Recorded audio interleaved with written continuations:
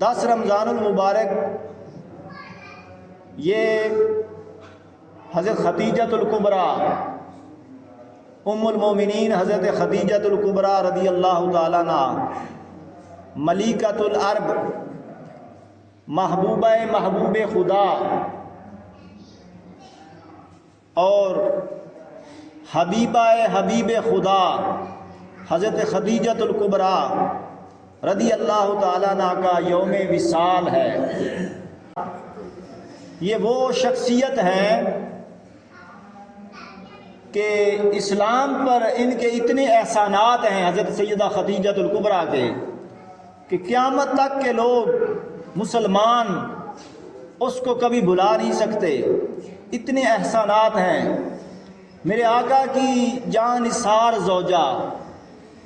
میرے آقا کی غم گسار زوجہ، اور میرے آقا کے لیے قربانیاں دینے والی زوجہ، ان کے ہوتے ہوئے آقا علیہ السلام نے نکاح نہیں کیا دوسرا،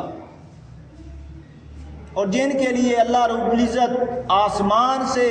سلام بھیجتا تھا، حضرت سیدہ خدیجۃ الکبریٰ کے لیے اللہ رب العزت سلام بھیجتا اور جبریل امین لے کر آتے سلام اللہ رب العزت کا، اپنا سلام بھیجتا، اپنا سلام کہتا اور اللہ کا سلام کہتا حضرت جبریل امین۔ یہ آقا علیہ السلام کی زندگی کا مشکل ترین دور تھا کہ جب کفار مشرکین آقا علیہ السلام کو آقا علیہ السلام کے ساتھ دشمنی اور عداوت میں اس طرح آگے نکل چکے تھے کہ وہ آقا علیہ السلام کو تکلیفیں دیتے، اذیتیں پہنچاتے، حضور تاجدار کائنات صلی اللہ علیہ وآلہ وسلم کے راستے میں کانٹے بچھاتے اور آقا علیہ السلام کو طرح طرح کی تکلیفیں دیتے۔ ان ساری تکلیفوں سے گزر کر آقا علیہ السلام جب گھر جاتے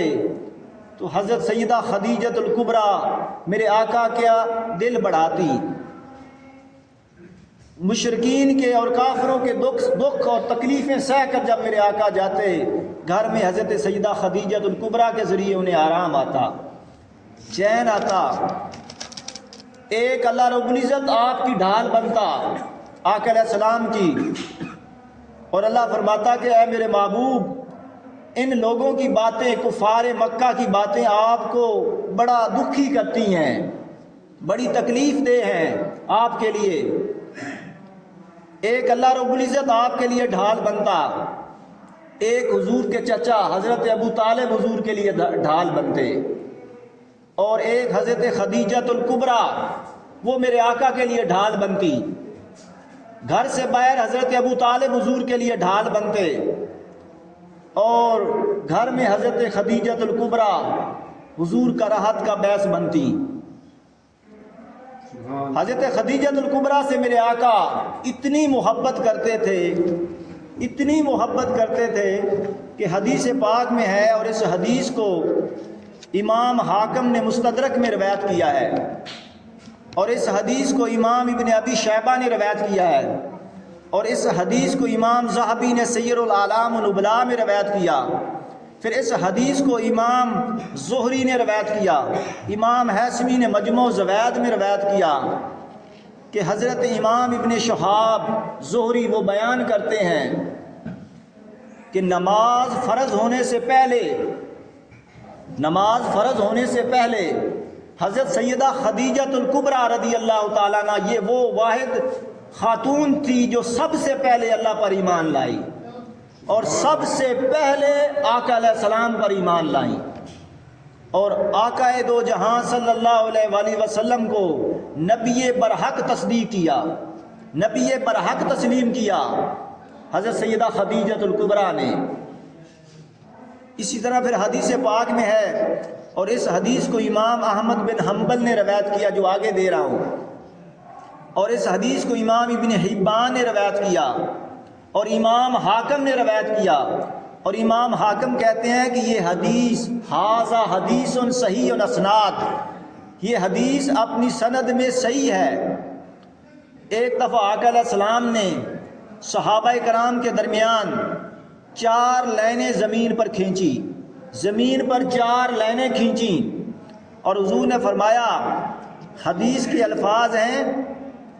قال خط رسول اللہ صلی اللہ علیہ وآلہ وسلم فی الارض 4 خطوط،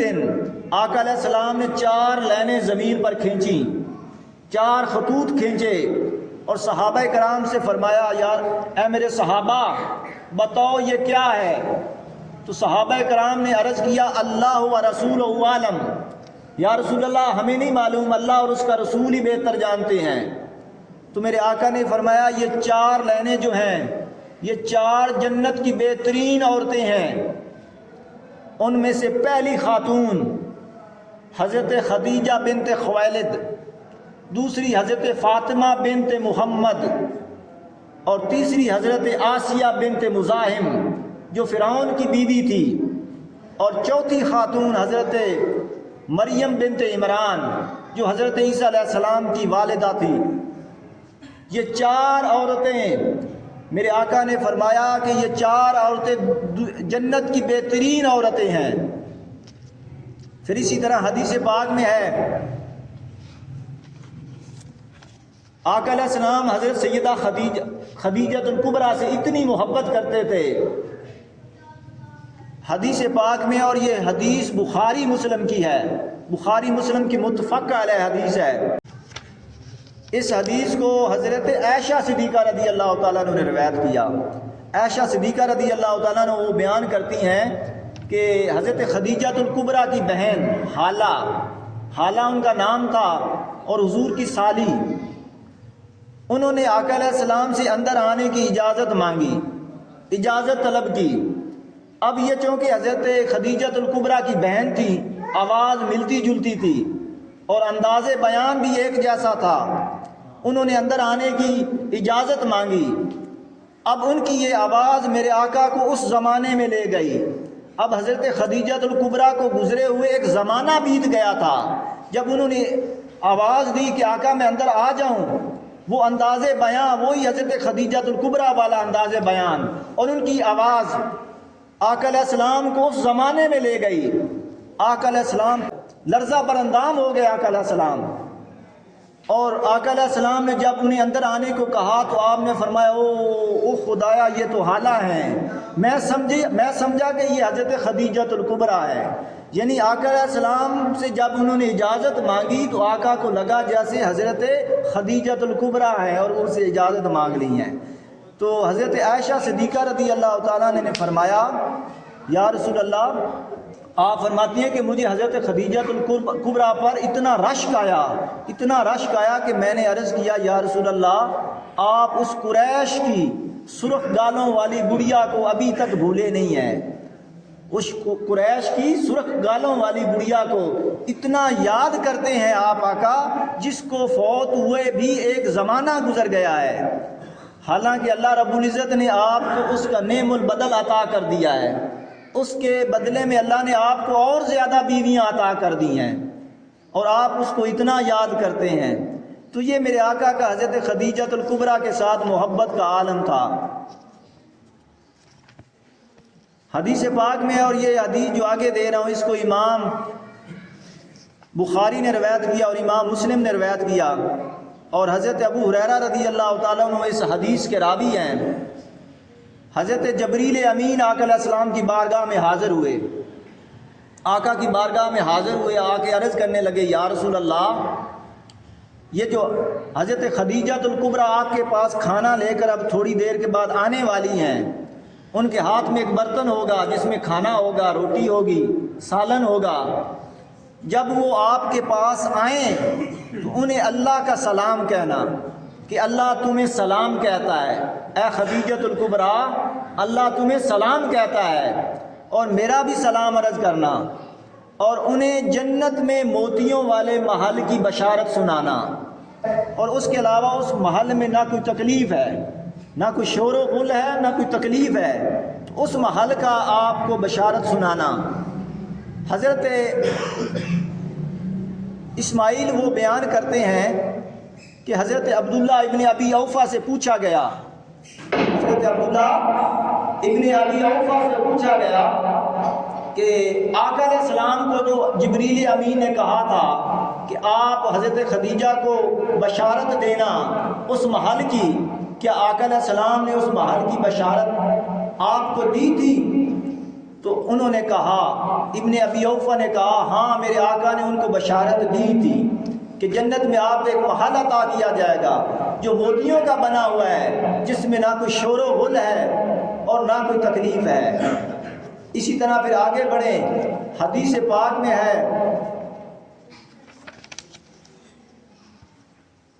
اور اس حدیث کو امام طبرانی نے روایت کیا، امام ذہبی نے سیر الاعلام النبلاء میں روایت کیا، اور امام حیثمی نے مجموع الزوائد میں۔ حضرت عبداللہ روایت کرتے ہیں کہ آقا علیہ السلام تشریف فرما ہیں، حضرت عائشہ صدیقہ رضی اللہ تعالیٰ عنہ فرماتی ہیں کہ آقا علیہ السلام حضرت خدیجہ الکبریٰ کا اتنا ذکر کرتے، ان کی اتنی تعریف کرتے، آقا علیہ السلام ان کے لیے اتنا استغفار کرتے، ان کی تعریفیں کرتے، اور ان کے لیے دعائیں مغفرت کرتے کرتے کبھی میرے آقا تھکتے ہی نہیں تھے۔ سیدہ خدیجہ الکبریٰ کے لیے دعائیں مغفرت کرتے کرتے میرے آقا کبھی تھکتے ہی نہیں تھے۔ ایک دن حضرت عائشہ صدیقہ رضی اللہ تعالیٰ عنہ فرماتی ہیں کہ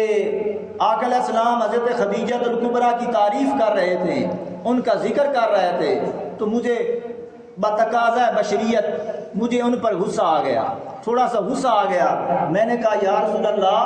آپ اس بڑھیا کو اتنا یاد کرتے ہیں، اس بڑھیا خاتون کو جس کے عوض آپ کو اللہ نے اتنی حسین و جمیل بیویاں عطا کر دی ہیں، آپ اس کا اتنا ذکر کرتے ہیں۔ آقا علیہ السلام جلال میں آ گئے، میرے آقا کو جلال میں دیکھ کر حضرت عائشہ آپ نے اللہ سے عرض کیا جلدی جلدی باری تعالیٰ اگر آج آقا علیہ السلام کا غصہ ٹھنڈا ہو جائے تو اس کے بعد میں حضرت خدیجہ الکبریٰ کے بارے میں اس طرح کبھی تذکرہ نہیں کروں گی، ان کا ذکر اس طرح کبھی نہیں کروں گی۔ آقا علیہ السلام نے جب حضرت عائشہ کی یہ حالت دیکھی تو میرے آقا نے فرمایا کہ اے عائشہ تم ایسا کیسے کر سکتی ہو، حالانکہ حضرت خدیجہ الکبریٰ وہ میرے اوپر اس وقت ایمان لائی جب ہر کوئی میرا انکار کر رہا تھا، اور اس نے مجھے اس وقت تصدیق کیا جب لوگ مجھے جھٹلا رہے تھے، اور میری اولاد بھی انہی سے ہے اور آپ اس اولاد سے محروم ہیں، تم ایسا کیسے کہہ سکتی ہو؟ آقا علیہ السلام نے حضرت عائشہ سے فرمایا، اور حضرت عائشہ صدیقہ رضی اللہ تعالیٰ عنہ سے میرے آقا کچھ عرصہ ناراض رہے، قدرے ناراض رہے تھوڑے سے۔ تو لوگوں دیکھیں میرے آقا علیہ السلام حضرت خدیجہ الکبریٰ سے کس طرح محبت کرتے تھے، اتنی محبت کرتے تھے کہ امام بخاری نے حدیث لکھی ہے اپنی کتاب، امام بخاری لائے ہیں اپنی کتاب الادب المفرد میں، وہ لکھتے ہیں، اس کو حضرت انس بن مالک رضی اللہ تعالیٰ نے روایت کرتے ہیں کہ اگر آقا علیہ السلام کی بارگاہ میں کوئی شخص تحفہ لے آتا، کوئی چیز لے آتا، تو میرے آقا فرماتے کہ اس کو اس فلاں عورت کے پاس لے جاؤ، وہ حضرت خدیجہ الکبریٰ کی بڑی پیاری سہیلی تھی۔ پھر کوئی تحفہ لے آتا تو میرے آقا فرماتے کہ اس کو حضرت اس خاتون کے پاس لے جاؤ، اس تحفے کو جو بھی تحفہ ہوتا، فرماتے میرے آقا کہ اس خاتون کے پاس لے جاؤ، یہ حضرت خدیجہ الکبریٰ کی بڑی پیاری سہیلی تھی۔ یعنی آقا علیہ السلام اس طرح ان کو یاد کرتے تھے۔ حدیث پاک میں ہے ایک اور حدیث، آقا علیہ السلام نے فرمایا، حضرت عائشہ صدیقہ رضی اللہ تعالیٰ عنہ فرماتی ہیں کہ مجھے ازواج محمد میں سے، ازواج نبی میں سے کسی پر بھی اتنا رشک نہیں آتا تھا جتنا رشک مجھے حضرت خدیجہ الکبریٰ پر آتا تھا، اس لیے کہ آقا علیہ السلام ان کا ذکر ہی اتنا کرتے تھے کہ مجھے ان پر رشک آتا، اور حالانکہ میں نے انہیں دیکھا نہیں تھا۔ اسی طرح پھر ایک اور حدیث میں، اور صحیح مسلم میں وہ حدیث ہے، صحیح مسلم میں حضرت عائشہ صدیقہ رضی اللہ تعالیٰ عنہ فرماتی ہیں کہ مجھے ازواج محمد میں سے آقا علیہ السلام کی جتنی بھی بیویاں تھیں ان میں سے کسی پر رشک نہیں آتا تھا، جتنا رشک مجھے حضرت خدیجہ الکبریٰ پر آتا تھا، حالانکہ میں نے ان کا زمانہ نہیں پایا تھا، ان کو دیکھا نہیں تھا۔ آقا علیہ السلام جب بھی کبھی بکرا ذبح کرتے، قربانی کا بکرا ذبح کرتے، اس بکرے یا صدقہ و خیرات کے لیے کوئی بکری ذبح کرتے تو میرے آقا اس کا گوشت کر کے اس کے ٹکڑے کرتے، اور جس جس گھر میں چن چن کر میرے آقا اس گوشت کو اس حضرت سیدہ خدیجہ الکبریٰ کی سہیلیوں کے گھر بھیجا کرتے تھے، چن چن کر میرے آقا بھیجا کرتے تھے، اپنے ہاتھوں سے گوشت کے ٹکڑے کرتے، پلیٹ میں رکھتے اور اپنے ہاتھوں سے ان کے گھر بھجوایا کرتے تھے۔ وہ جو مکہ کی زندگی میں حضرت خدیجہ کی پیاری پیاری سہیلیاں تھیں، ان کے گھر بھجوایا کرتے تھے آقا علیہ السلام گوشت، حالانکہ ان کی وفات کو ایک زمانہ گزر گیا تھا، مگر حضرت خدیجہ الکبریٰ کی ان کی روح کو چین دینے کے لیے، آرام دینے کے لیے میرے آقا ان کی سہیلیوں کے گھر گوشت بھیجا کرتے تھے۔ حضرت عائشہ صدیقہ رضی اللہ تعالیٰ عنہ فرماتی ہیں کہ جب میرے آقا گوشت بھیجتے ان کے گھر تو مجھے ان کی حضرت خدیجہ الکبریٰ کے نصیب پر رشک آتا کہ اے خدیجہ الکبریٰ، کتنا بڑا تیرا نصیب ہے کہ اللہ کا رسول آج تک تمہیں نہیں بھولا، اتنا بڑا نصیب ہے، نہ آپ کو بھولا ہے اور نہ آپ کی سہیلیوں کو بھولا ہے۔ رمضان المبارک کے اسی عشرے میں حضرت سیدہ خدیجہ الکبریٰ کی صاحبزادی حضرت فاطمہ الزہرا سلام اللہ علیہا،